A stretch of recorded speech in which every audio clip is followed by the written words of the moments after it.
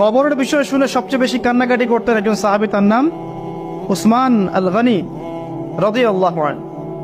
অন্য কোনো বিষয় শুনে তিনি এত কান্নাকাটি করতেন না। এটাই হবে আমাদের জান্নাতের টুকরা অথবা জাহান্নামের গর্ত। আল্লাহ পাক সবার কবরকে জান্নাতুল ফিরদৌস বানায় দেখ। সূরা মুলক রাতের বেলা যারা তেলাওয়াত করবে ইনশাআল্লাহ তাআলা আল্লাহ পাক তাকে কবরের শাস্তি থেকে বাঁচাবে ইনশাআল্লাহ আযজা ওয়া জাল। সূরা ইয়াসিন আপনার কোরআনের মগজ, প্রাণ, হার্ট, এটা যখন পড়বেন আপনি বুঝতে পারবেন কেন এটাকে হার্ট বলা হয়েছে। সূরা বাকারা যে ঘরে পড়া হবে সেই ঘর থেকে শয়তান পালিয়ে চলে যাবে। আমরা তো বাড়ি করলে হুজুর ডেকে আনি, তাই না? ঝাড়ফুঁক করাই, বাড়ি বন্ধ করি, তাবিজ করি, কত কি করি না? মাশাআল্লাহ, আসল কাজ করি না। একটা জায়গায় উঠেছেন, বাসায় উঠেছেন, নতুন বাসা, সূরা বাকারা তেলাওয়াত করেন।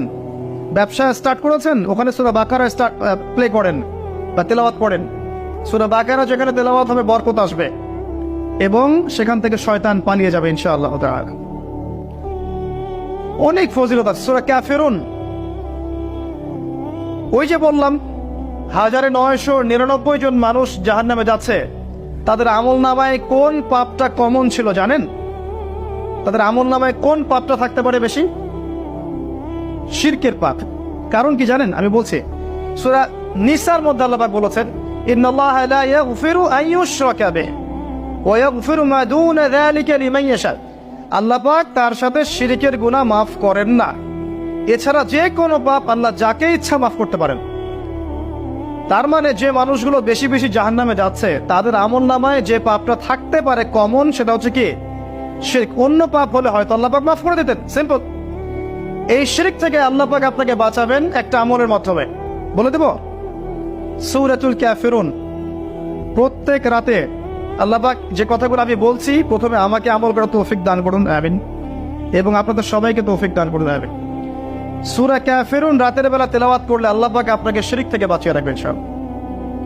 এছাড়াও আরো 3টা ছোট ছোট সূরা আছে, সূরা ফালাক, সূরা নাস, ইখলাস। সকাল সন্ধ্যায় 3 বার করে, ফজরের পর 3 বার 3 বার 3 বার, মাগরিবের পর 3 বার 3 বার 3 বার। এটা বিকেলেও করা যায়, আসরের পরেও করা যায়। আর ঘুমানোর সময় 3-3-3 করে হাত দুটো একত্রিত করে ফু দিয়ে সারা গায়ে মাসাহ করে ঘুমাতে হয়। এটা করলে দৃশ্য অদৃশ্যের ক্ষতিগুলো আপনাকে স্পর্শ করবে না ইনশাআল্লাহ। মানুষ ঘুমালে শয়তান ঘাড়ে 3টা গিট দেয়, মনে আছে হাদিসটা? মনে আছে? গিট দেয় এবং বলে, তুমি ঘুমাও, তোমার সামনে লম্বা রাত। আবার গিট দেয়, তুমি ঘুমাও, তোমার সামনে লম্বা রাত। আবার গিট দিয়ে বলে, তুমি ঘুমাও, তোমার সামনে লম্বা রাত। যদি আপনি 3 বার মাসাহ